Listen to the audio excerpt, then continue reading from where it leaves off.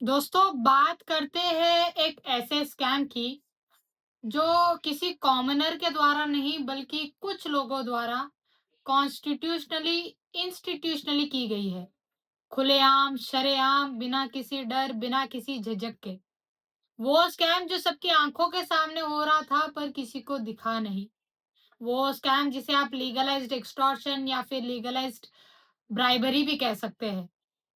तो कहानी शुरू होती है 2017 में, जब फाइनेंस मिनिस्टर अरुण जेटली साहब लोकसभा में इंट्रोड्यूस करते हैं द इलेक्ट्रॉल बॉन्ड स्कीम। जी हाँ, बात हो रही है उसी इलेक्ट्रॉल बॉन्ड स्कीम की जो डे वन से ही स्कीम नहीं बल्कि एक स्कैम है। तो समझने की कोशिश करते हैं मामला है क्या। तो 2017 से पहले इंडिया में जो भी पॉलिटिकल फंडिंग होती थी उसका डिस्क्लोजर मैंडेटरी था by the CIC, that is the central information commissioner.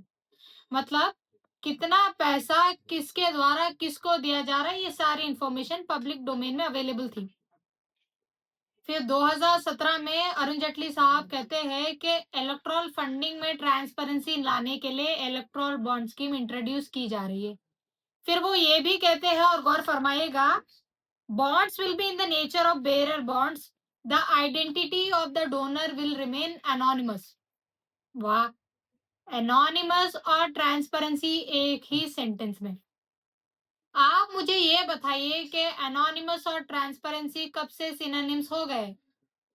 एक बात ये भी है कि इलेक्ट्रल बॉन्ड स्कीम लोकसभा में as a money bill introduce होती है, जबकि वो आर्टिकल 110 ऑफ द कॉन्स्टिट्यूशन के अंडर मनी बिल की कैटेगरी में आता ही नहीं है। फिर सितंबर 2017 में ADR, association for democratic reforms और कॉमन कॉज, जाके सुप्रीम कोर्ट का दरवाजा खटखटाते और कहते हैं कि भाई साहब ये अनकॉन्स्टिट्यूशनल है, इसे रद्द कर दीजिए। Under article 32 of the constitution PIL file हो जाती है। अब हम समझने की कोशिश करते हैं कि ये अनकॉन्स्टिट्यूशनल क्यों और कैसे है। तो पहला सवाल, इलेक्ट्रल बॉन्ड्स है क्या। तो देखिए, इलेक्ट्रल बॉन्ड्स एक ऐसा सिस्टम है जहां बॉन्ड्स यानी बेरर इंस्ट्रूमेंट्स से एनोनिमस डोनेशंस मिलते हैं पॉलिटिकल पार्टीज को। अब दूसरा सवाल, कैसे। तो अगर आपको किसी भी पॉलिटिकल पार्टी को फंडिंग करनी है तो आप जाते हैं स्टेट बैंक ऑफ इंडिया और बॉन्ड खरीदते हैं जो कि 1,000 से लेकर 1 करोड़ तक के डेनोमिनेशन में मिलते हैं। फिर आप वही बॉन्ड फिजिकल फॉर्म में अपनी मनचाही पॉलिटिकल पार्टी को देते हैं और पॉलिटिकल पार्टी जाके स्टेट बैंक ऑफ इंडिया में डिपॉजिट कराती है, फिर फंड्स को एक्सेस करती है। ये रहा प्रोसेस। हाँ, ये एक बात ये है कि state bank of India is the soul authority जो बॉन्ड्स, इलेक्ट्रॉल बॉन्ड्स बेच सकती है, और इलेक्ट्रॉल बॉन्ड्स सिर्फ 15 दिन के लिए वैलिड होते हैं। फिर स्टेट बैंक ऑफ इंडिया और मिनिस्ट्री ऑफ फाइनेंस ये क्लेम करती है कि there would be no serial number on the bonds. मतलब ट्रांसपेरेंसी, अनोनिमस वगैरह वगैरह का पॉइंट आता है। लेकिन बाद में पूनम अग्रवाल नामक एक जर्नलिस्ट है जो इन्वेस्टिगेट करती है और पता चलता है, कंफर्म होता है कि there is an alpha numeric code on the top left of the bond which is not visible under normal light. तो क्या इसका मतलब ये है कि ये एनोनिमस है लोगों के लिए, जनता के लिए, समाज के लिए, और ट्रांसपेरेंट है सिर्फ रूलिंग पार्टी के लिए। तो क्या इसका मतलब ये है कि आपका ट्रांसपेरेंसी एंड एनोनिमस। तो आप सोच सकते हैं ये सब क्यों जरूरी है। ये सब इसलिए जरूरी है कि कितना पैसा किसको कब किसके द्वारा दिया जा रहा है, इस इंफॉर्मेशन का कोई भी अता पता नहीं है। ये जानकारी का कोई भी अता पता नहीं है। तो आप ये भी पूछ सकते हैं ये जानकारी क्यों जरूरी है। ये जानकारी इसलिए जरूरी है क्योंकि कोई भी इंसान किसी की मदद यूं ही नहीं करता है। तो ऑब्वियस सी बात है, करोड़ों रुपए देने वाली पार्टी, करोड़ों रुपए की फंडिंग करने वाला कॉर्पोरेट अपने इंटरेस्ट के लिए दे रहा है, कुछ उम्मीद से दे रहा है।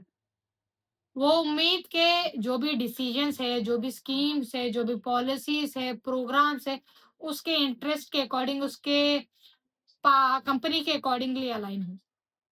तो ये सारी इंफॉर्मेशन इलेक्ट्रल बॉन्ड से तो बिल्कुल भी पता नहीं चल रही थी। ये ट्रांसपेरेंट तो बिल्कुल नहीं बल्कि ओपैक सिस्टम था, एक कॉम्प्लिकेटेड सिस्टम था। एक दीवार थी, वो दीवार जो एक कॉमन सिटीजन से समाज से वो इंफॉर्मेशन छुपा रहा था जो उसके लिए जानना बहुत ज़रूरी है। कोई भी ऐसा देश नहीं है, एक ऐसी कंट्री नहीं है जहाँ पर ऐसा सिस्टम अडॉप्टेड है। हर देश में जो भी पॉलिटिकल फंडिंग की इंफॉर्मेशन है वो पब्लिक डोमेन में अवेलेबल है, जैसे 2017 से पहले हुआ करता था। प्रोफेसर त्रिलोचन शास्त्री एडीआर के चेयरमैन है, वो कहते हैं कि if we are going to have foreign funding through some clever legal means, then it's completely against the spirit of freedom. प्रधानमंत्री नरेंद्र मोदी जी कहते हैं, everyone will regret the decision of Supreme Court to scrap the electoral bond scheme, as the policy was providing crucial information about the trail of the money and all the stakeholders involved in the political funding. अगर वाकई में political funding की information transparent थी, ये जो भी है erectile bond scheme वो ट्रांसपेरेंट थी, तो क्यों ये आरटीआई का अंडर नहीं था? Why was it not included under the RTI? बात वहीं की वहीं खत्म हो जाती थी, पर नहीं। कुछ ऐसी इंफॉर्मेशन हम देखते हैं जो हमें इलेक्ट्रल बॉन्ड स्कीम का दूसरा साइड दिखाता है। वो इंफॉर्मेशन जो अवेलेबल होती है after the Supreme Court orders complete disclosure of the transaction in March 2024। तो सुनिएगा, 2018 से लेकर 2024 तक 16,500 करोड़ तक के बॉन्ड्स खरीदे जाते हैं। 16,500 करोड़, बहुत ही बड़ा अमाउंट है। और उसमें से 94% of the total bonds 1 crore के डिनोमिनेशन के हैं। मतलब सीधी सी बात है, ये जो फंडिंग है, ये जो बॉन्ड्स है, ये मेरे या आप जैसे लोगों द्वारा तो नहीं, बड़ी बड़ी कॉरपोरेट पूंजीपतियों द्वारा खरीदे गए पॉलिटिकल पार्टीज को फंड करने के लिए। और जो टॉप 30 फंडर्स थे, उसमें से 14 कॉरपोरेट कंपनीज ऐसी थी जिन पर इन्वेस्टिगेशन चल रहा था बाय द इन्वेस्टिगेटिव एजेंसी, चाहे वो ईडी हो, सीबीआई हो, वगैरह वगैरह। कोई इसे चंदा कहता है, कोई रैंसम, कोई एक्सटॉर्शन, कोई ब्राइबरी, वगैरह वगैरह। कई नाम है, कई किस्से हैं, कई कहानियां हैं। Future gaming and hotel services, भारतीय एयरटेल लिमिटेड, वेदांत लिमिटेड, मेगा इंजीनियरिंग, वगैरह वगैरह। सुप्रीम कोर्ट में पीआईएल फाइल होता है सितंबर 2017 में, फाइनल हियरिंग होती है नवंबर 2023 में, और जजमेंट आता है फरवरी 2024 में। मतलब 5 साल से भी ज्यादा वक्त। तो इस पर तो हम कुछ कह नहीं सकते, क्योंकि सुप्रीम कोर्ट के अपने दायरे, अपने लिमिटेशन, अपने कंस्ट्रेंट्स हैं। पर देर ही सही एक ऐतिहासिक जजमेंट, एक लैंडमार्क जजमेंट आता है फरवरी 15, 2024 को, जहां पर 5 जज bench headed by justice Chandrachud एक जजमेंट देती है और इलेक्ट्रल बॉन्ड स्कीम को अनकॉन्स्टिट्यूशनल ठहराते हुए से स्ट्रक डाउन किया जाता है। यहाँ पर इलेक्ट्रल बॉन्ड स्कीम का खेल खत्म होता है। पर दुख की बात तो ये है कि ये जो पूरा किस्सा है वो समाज की, वो सिस्टम की कई खामियों को अच्छी तरह से बताता है, हमें जागरूक कराता है। मतलब एक डेमोक्रेसी में इंस्टीट्यूशंस किस तरह से कॉम्प्रोमाइज हो रहे हैं या फिर हो चुके हैं। मतलब इलेक्ट्रल बॉन्ड स्कीम जब चल रहा था, ED, CBI, election commission, income tax, ये सब क्या कर रहे थे? उम्मीद है कि एक ऐसा भी वक्त आएगा जब समाज में ऐसे अनएथिकल प्रैक्टिसेस, करप्टिव प्रैक्टिसेस नहीं रहेंगे। बस उम्मीद है। तो जागते रहिए, समाज को परखते रहिए, सवाल उठाते रहिए, क्योंकि हमारा सवाल पूछना बहुत जरूरी है। वरना लोगों को हिम्मत मिलती रहेगी, अपॉर्चुनिटी मिलती रहेगी ऐसी गलतियां दोहराने की, जिससे समाज और भी खोखला होते जा रहा है।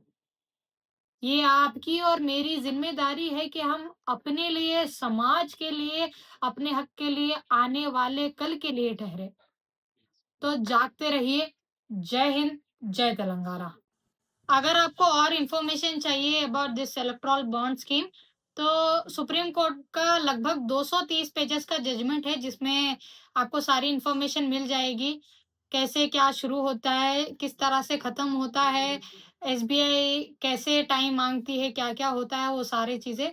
और कई सारे सोर्सेस है जहाँ पर आपको स्टैट्स है, जहाँ पर आपको इन्फॉर्मेशन मिलती है, किस पार्टी को कितने पैसे मिलते हैं और किन कंपनियों द्वारा दिया जाता है, कितना पैसे दिया जाता है और किन-किन कंपनीज़ पर केसेस चलते हैं, किसके द्वारा चलते हैं, ये सारी इन्फॉर्मेशन अवेलेबल है, तो ये भी आप पढ़ लीजिएगा।